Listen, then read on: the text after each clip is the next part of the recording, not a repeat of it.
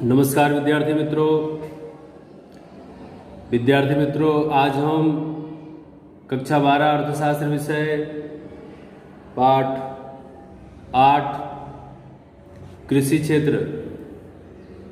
विद्यार्थी मित्रों, कृषि क्षेत्र में आज हम आधुनिक खेती की चर्चा करने जा रहे हैं। अभी तक हमने प्राचीन परंपरागत वाली खेती के बारे में बहुत सारी चर्चाएं की, लेकिन आज हम विद्यार्थी मित्रों मॉडर्न एग्रीकल्चर की चर्चा करेंगे। आप देख पा रहे हैं कि भारत में खेती प्राकृतिक खाद, परंपरागत बीज, हल, बैल और कृषि के प्राथमिक उपकरणों के द्वारा की जाती थी। मतलब प्राचीन समय में ज़्यादा से ज़्यादा प्राकृतिक और मानव श्रम का परंपरागत रूढ़ि चुस्तता वाला काम किया जाता था। लेकिन आज के समय में ऐसा नहीं है। आज के समय में बदलाव देखने को मिला है, अंतर देखने को मिला है। ये जो साधन अभी आपने देखे, इन साधनों से अत्यंत कम उत्पादकता होती थी। उत्पादन की जो मात्रा थी वो जो है वो कम, इसलिए इसके उपयोग द्वारा संपूर्ण देश की कृषि जन्य आवश्यकताओं को संतुष्ट कर पाना कठिन काम था। मतलब उत्पादन करके पूरे देश में उत्पादित वस्तु को पहुंचा पाना कठिन काम माना जाता था। इसलिए विद्यार्थी मित्रों 1966 में 1966 से भारत में आधुनिक खेती प्रारंभ हुआ, और आधुनिक खेती प्रारंभ होने के बाद आधुनिक खेती में आधुनिक टेक्नोलॉजी जैसे यंत्रों का उपयोग किया जाने लगा। कैसे? जैसे कि अपने लास्ट वीडियो में देखे थे, मैंने आपको 5 बताया था कि 5 अंगुलियां हैं। तो इसमें हमें क्या करना है? देखो, सुधरे हुए बीज, रासायनिक खाद, जंतुनाशक दवाई, यंत्रीकरण और सिंचाई। ठीक है, इन 5 घटकों का उपयोग किया गया। विद्यार्थी मित्रों, जिन राज्यों में, जिन प्रदेशों में इन 5 घटकों का उपयोग करके कृषि का उत्पादन बढ़ाया गया, वहां पर कृषि उत्पादकता में वृद्धि देखने को मिली। जैसे कि पंजाब और हरियाणा, जैसे कि पंजाब और हरियाणा। तो अब विद्यार्थी मित्रों क्या है कि जिन राज्यों में इन 5 घटकों का उपयोग हुआ, वहां पर कृषि उत्पादन और उत्पादकता में वृद्धि देखने को मिली। और जब उत्पादन बढ़ेगा तो विक्रय बढ़ेगा। विक्रय बढ़ने के कारण वह किसान उस अनाज को बाजार में बेच पाएगा, और फिर क्या होगा? आय बढ़ेगी। आय बढ़ेगी तो उसके जीवन में सुख समृद्धि और उसका विकास देखने को मिलता है। परंतु विद्यार्थी मित्रों, जिन राज्यों में ये 5 घटक का उपयोग नहीं हुआ, ना हो पाने के कारण उन राज्यों में क्या हुआ? उत्पादन की कमी हुई। अब उत्पादन की कमी तो विक्रय कम, आय कम, तो तकलीफ ही तकलीफ। इसलिए उदाहरण अगर हम ले तो हमने अभी यहाँ पे आपको बताया कि मान लो कि पंजाब में इस घटकों का उपयोग करके उत्पादन बढ़ाया गया, लेकिन कि मान लो कि अगर मध्य प्रदेश के अंदर इसका उपयोग नहीं हो पाया, तो मध्य प्रदेश में उत्पादन कम, पंजाब में उत्पादन ज़्यादा, तो यहाँ पर अब लोगों की ज़रूरत ज़्यादा है, मजदूरों की ज़रूरत ज़्यादा है। तो मध्य प्रदेश के लोग जो हैं वे पंजाब में रोजगार प्राप्त करने के लिए जाएंगे।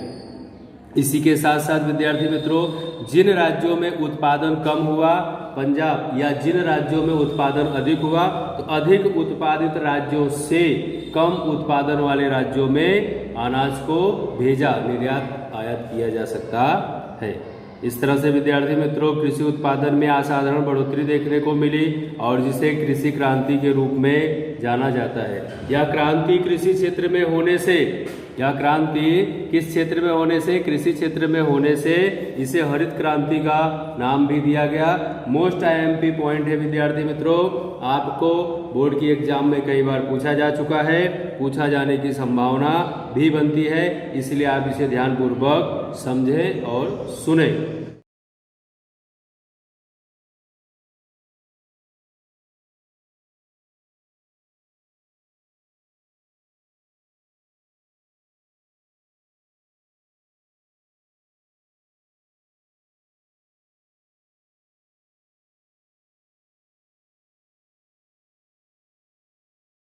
अब जब विद्यार्थी मित्रों हरित क्रांति हुई, ठीक है, जो बढ़ोतरी हुई, जो क्रांति का नाम दिया गया उसे क्रांति को हम हरित क्रांति के नाम से जाने, तो इस हरित क्रांति में हमने देखा कि वर्ष 1960-61 में कृषि क्षेत्र में नई टेक्नोलॉजी का उपयोग किया गया और उस नई टेक्नोलॉजी के उपयोग मात्र से 7 जिलों में पायलट प्रोजेक्ट के रूप में शुरुआत किया गया।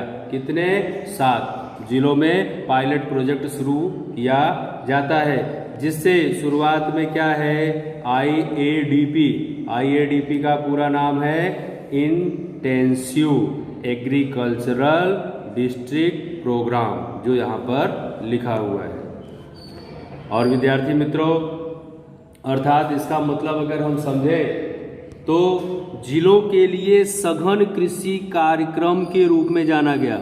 जिलों के लिए, जो जिला होता है राज्य के अंदर, उसके लिए क्या हुआ, सघन कृषि कार्यक्रम के रूप में जाना जाता है। समय धीरे धीरे व्यतीत होता रहा, बीतता रहा, और उसके बाद समय बीतने के बाद उसकी असाधारण सफलता के कारण, किसके? असाधारण सफलता के कारण, सफलता को ध्यान में रखकर इसे संपूर्ण देश में फैला दिया गया। मतलब ये जो आधुनिक टेक्नोलॉजी के साधन थे, इसे क्या कर दिया गया, संपूर्ण देश में फैला दिया गया। एक राज्य को लाभ हुआ तो दूसरे को पहुंचाया गया, दूसरे को लाभ हुआ तो तीसरे को पहुंचाया गया।